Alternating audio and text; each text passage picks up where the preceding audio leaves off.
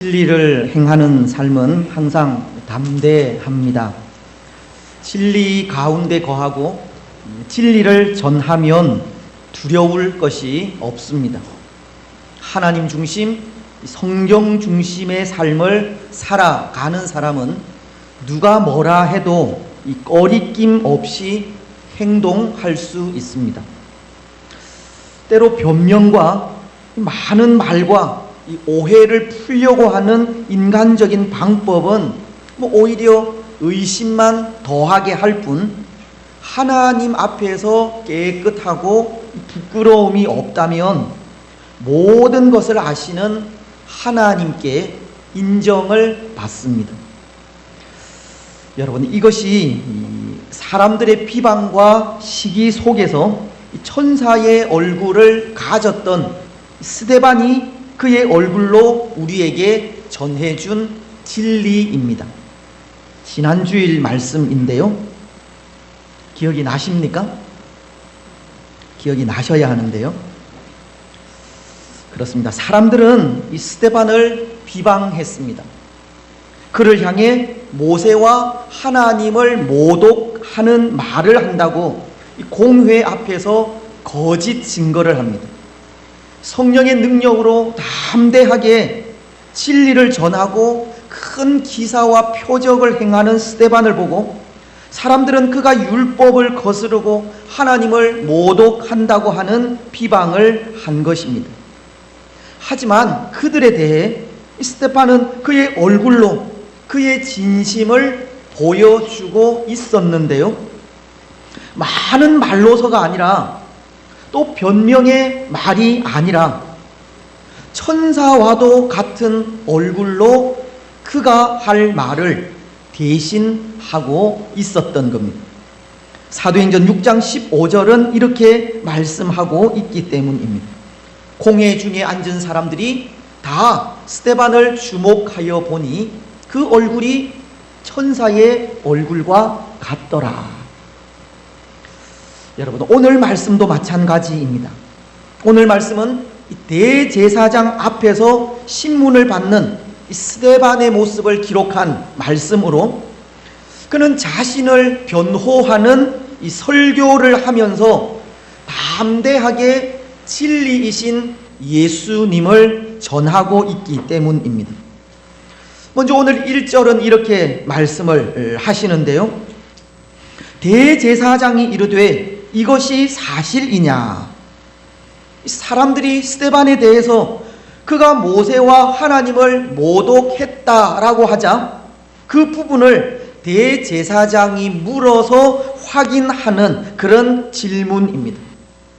지금 대제사장은 스데반에게 네가 율법을 모독하고 하나님을 모독했다고 하는데 그것이 사실이냐를 묻고 있는 겁니다.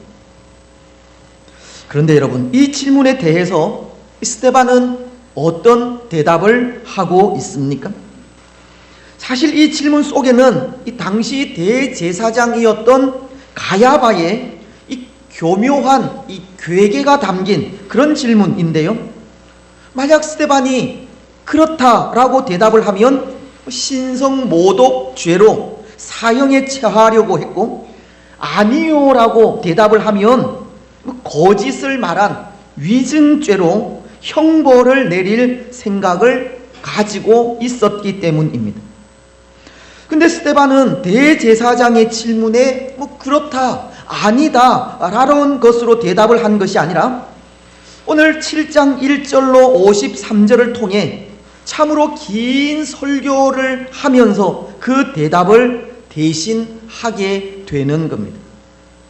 그는 지금 자신이 의심받고 있는 신성모독죄에 대한 정당성과 복음이신 예수님에 대한 정통성, 그리고 유대인들이 가진 오류에 대해서 이스라엘이라고 하는 민족의 그 시작 때부터 예수님에 이르기까지 하나님께서 이루신 그 구원의 긴 역사를 서술함으로 그 대답을 대신하고 있다는 겁니다.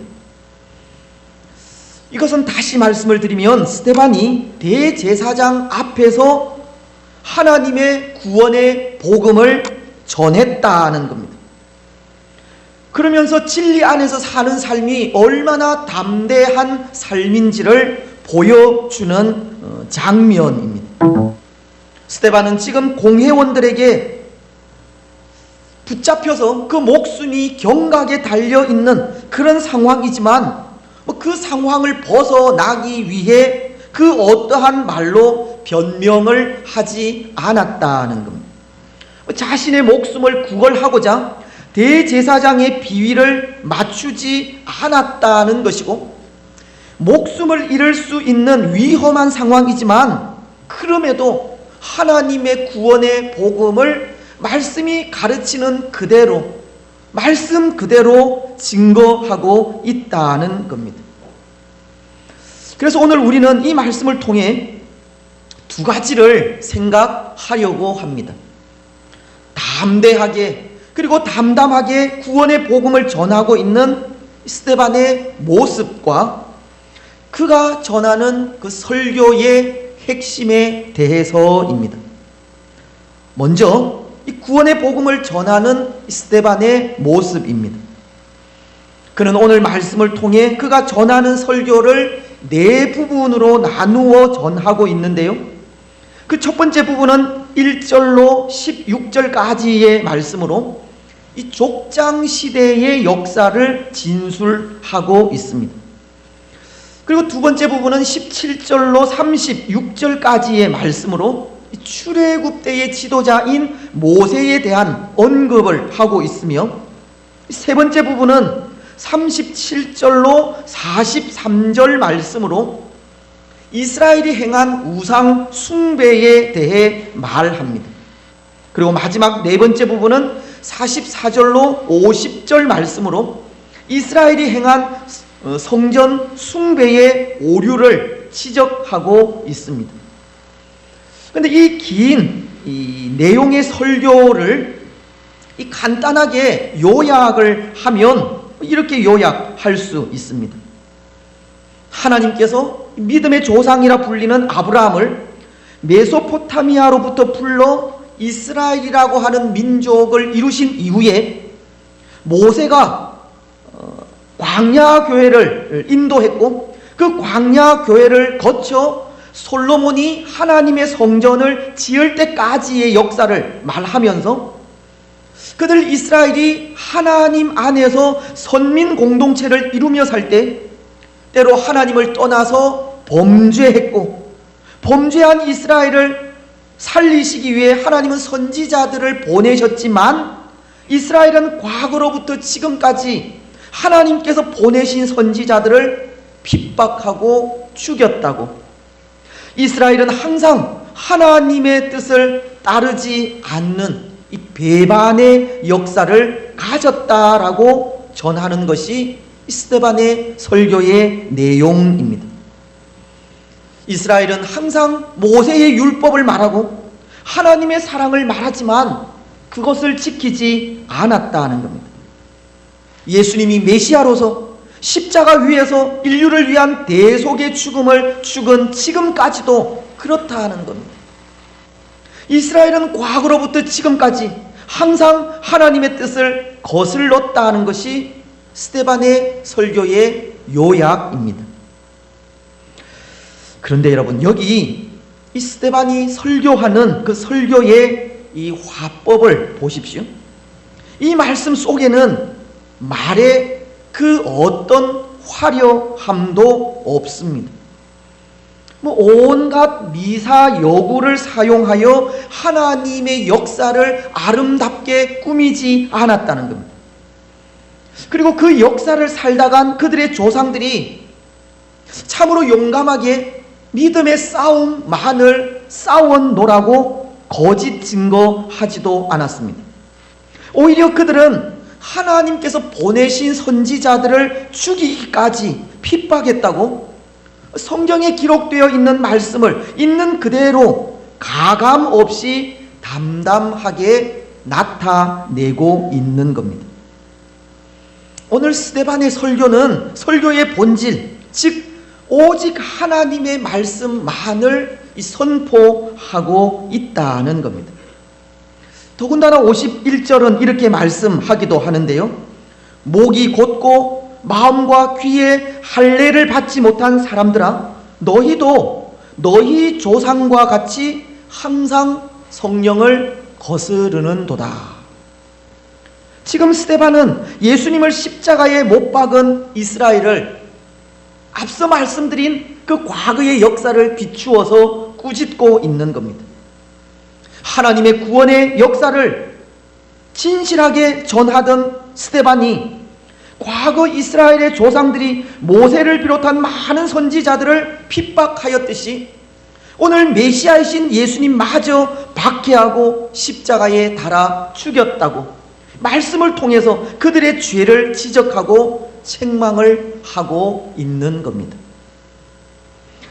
그런데 여러분, 그런 것 같습니다. 오늘 대제사장 앞에서 이 담대하게 하나님의 말씀을 말씀 그대로 전하는 스데반의 이런 설교가 역사하는 설교인 것 같습니다.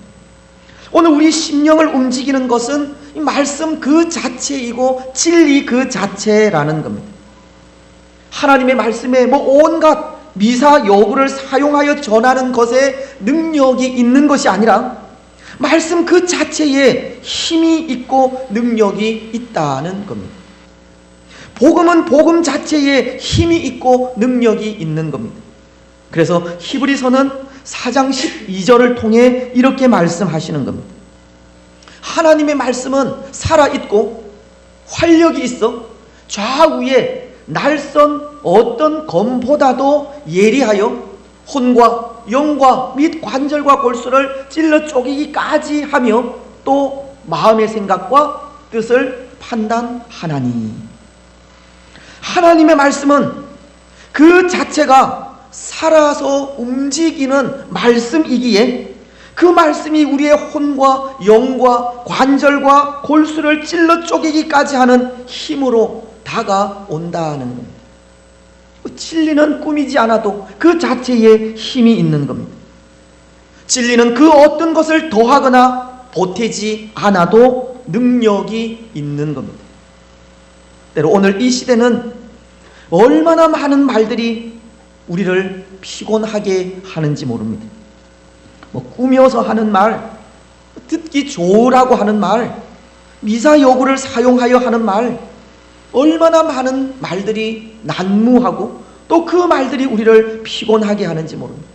또 그 말들은 우리를 얼마나 많이 속이고 있는지도 모릅니다. 하지만 그런 말들에는 능력이 없습니다.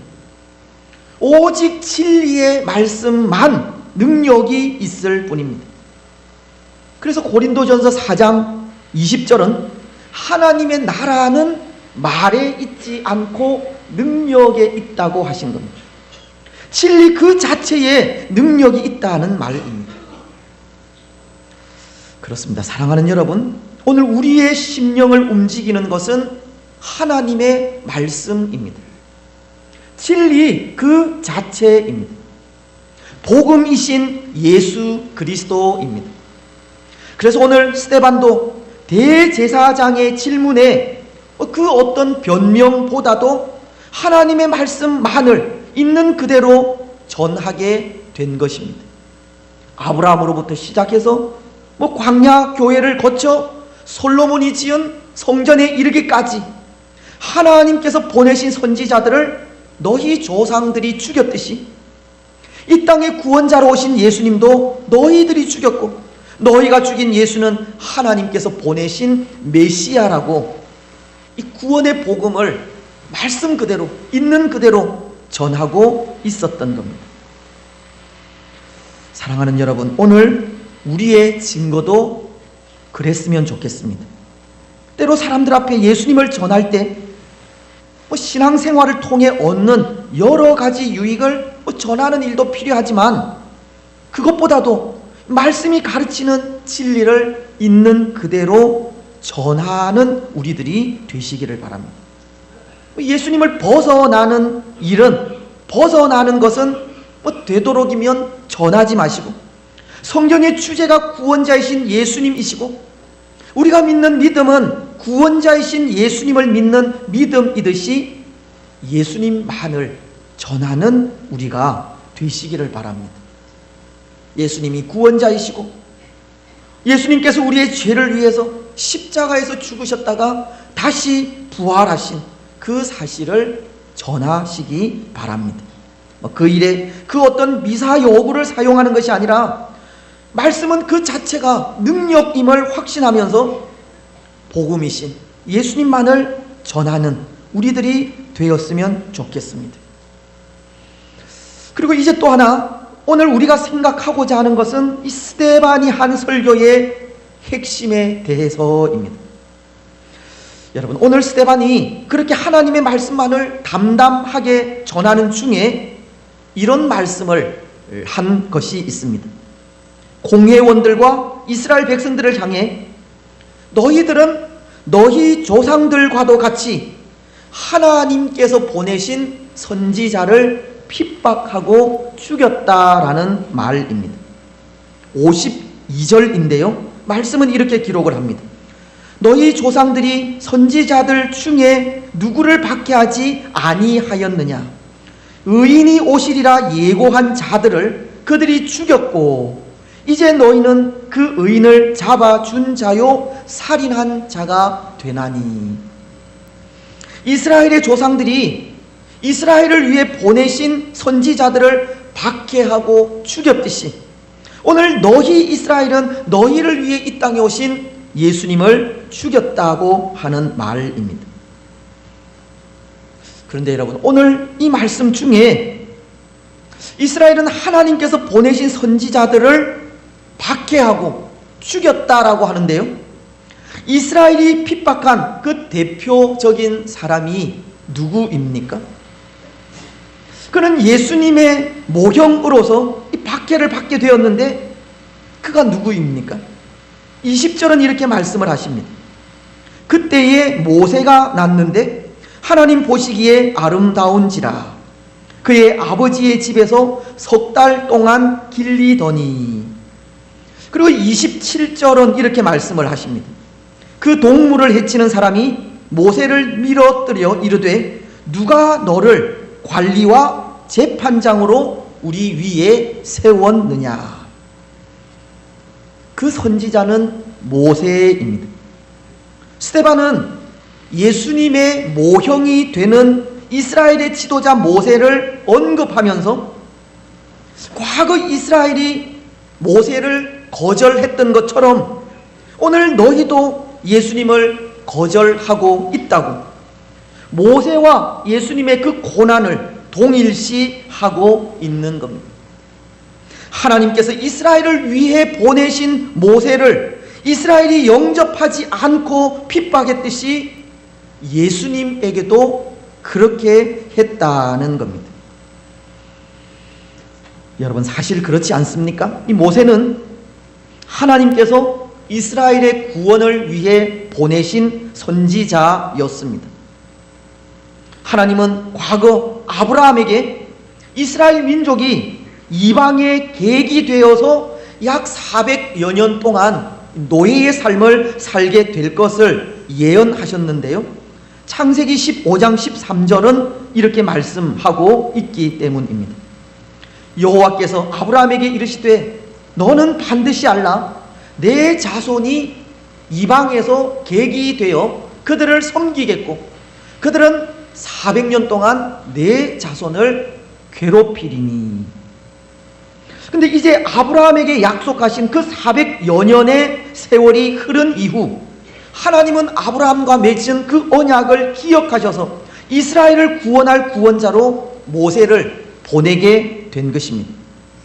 마치 죄로 인해 죽었던, 영원히 죽었던 우리를 위해 예수님을 이 땅에 보내신 것과 같은 겁니다. 그런데 이스라엘 백성들은 그 모세를 어떻게 대우했습니까? 지도자로 받아들이지 않은 겁니다. 인정하지 않았다는 겁니다. 오히려 오늘 27절 말씀처럼 누가 너를 우리의 관리와 재판장으로 세웠느냐라고 하면서 모세를 향한 시선은 싸늘하기만 한 겁니다. 그래서 모세는 이 광야로 도망을 해야 했고 40년간을 광야에서 외로운 삶을 살아야 했습니다. 물론 한 민족의 지도자로서 사람들에게 인정을 받는 일은 쉬운 일이 아닙니다. 예수님에게도 그런 일이 있었지 않습니까?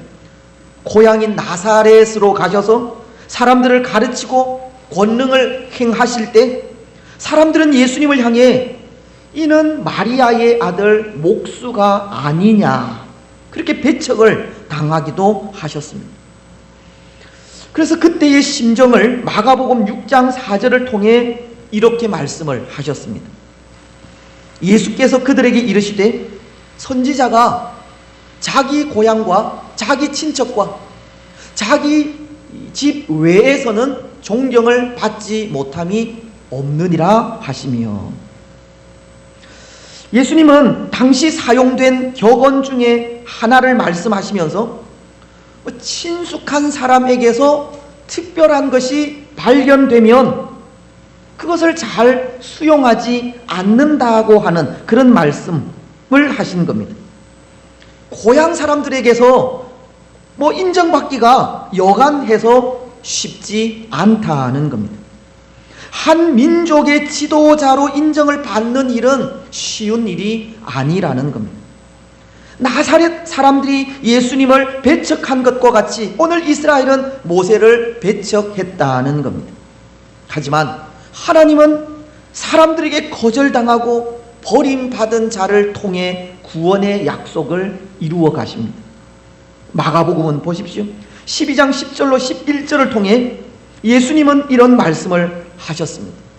너희가 성경에 건축자들이 버린 돌이 모퉁이의 머릿돌이 되었나니 이것은 주로 말미암아 된 것이요 우리 눈에 놀랍도다 함을 읽어보지 못하였느냐 하시니라. 사람들에게 거절당하고 버림받은 예수님을 하나님은 주와 그리스도가 되게 하셨다는 겁니다. 그래서 이사야서는 고난장인 53장 2절을 통해 이런 말씀을 하십니다. 그는 멸시를 받아 사람들에게 버림받았으며 간고를 많이 겪었으며 칠고를 아는 자라. 마치 사람들이 그에게서 얼굴을 가리는 것 같이 멸시를 당하였고 우리는 그를 귀히 여기지 아니하였도다. 예수님은 사람들에게 버림을 받았다는 겁니다. 멸시를 받았고 칠고를 당하였습니다. 하지만 5절과 6절은 또 이렇게 말씀을 하십니다. 그가 찔림은 우리의 허물 때문이요 그가 상함은 우리의 죄악 때문이라. 그가 징계를 받음으로 우리는 평화를 누리고 그가 채찍에 맞음으로 우리는 나음을 받았도다. 사람들에게 멸시와 간고를 겪었던 예수님을 통해 우리의 모든 죄가 다 사해졌다는 겁니다. 사람들에게 버림받은 예수님이 참 구원자였다는 겁니다. 여러분, 오늘 스데반이 설교하는 모세도 마찬가지입니다. 오늘 34절은 이렇게 말씀하시는데요. 내 백성이 애굽에서 괴로움을 받음을 내가 확실히 보고 그 탄식하는 소리를 듣고 그들을 구원하려고 내려왔노니 이제 내가 너를 애굽으로 보내리라 하시니라. 이스라엘 백성들이 배척하고 인정하지 않았던 모세를 하나님은 구원자로 보내셨다고 하는 말씀입니다. 모세는 예수님처럼 이스라엘의 구원자로 보내어진 선지자였다는 겁니다. 여러분, 이것이 오늘 스데반의 설교의 핵심입니다. 비록 모세는 이스라엘 백성들에게 배척을 당했지만 하나님은 그를 이스라엘의 구원자로 보내셨듯이 지금 너희들이 십자가 위에서 죽이고 배척한 예수님도 하나님께서 구원을 위해 보내신 메시아라는 겁니다. 예수님은 하나님께서 보내신 구세주라는 것이 스데반의 설교의 핵심입니다. 때로 오늘 이 땅의 사람들도 예수님을 부인하고 교회를 핍박하며 하나님이 없다고 하지만 예수님은 살아계신 하나님의 아들이요, 하나님은 예수님을 믿는 교회를 통해 일하시고 교회를 통해 구원의 역사를 이루어 가시는 겁니다.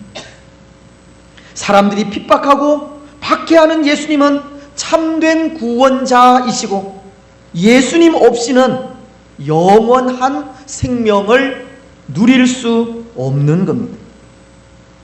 오늘 우리가 살아가는 이 시대도 과거와도 같이 목이 곧고 마음과 귀에 할례를 받지 못해 항상 성령을 거스르고 있지만 성령께서 증거하시는 예수님 이외에 그 어디에도 구원받을 만한 이름은 없는 겁니다.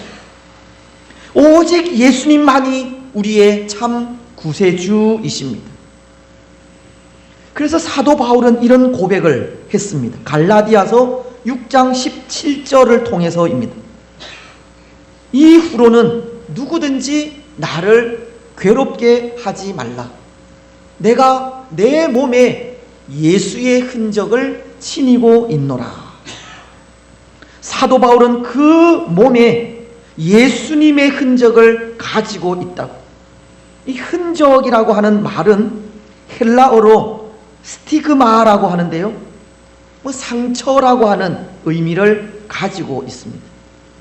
바울은 예수님 때문에, 예수님을 위하여 사는 그 삶 때문에 치울 수 없는 이 상처를 그 몸에 지니고 있다고 한 것입니다.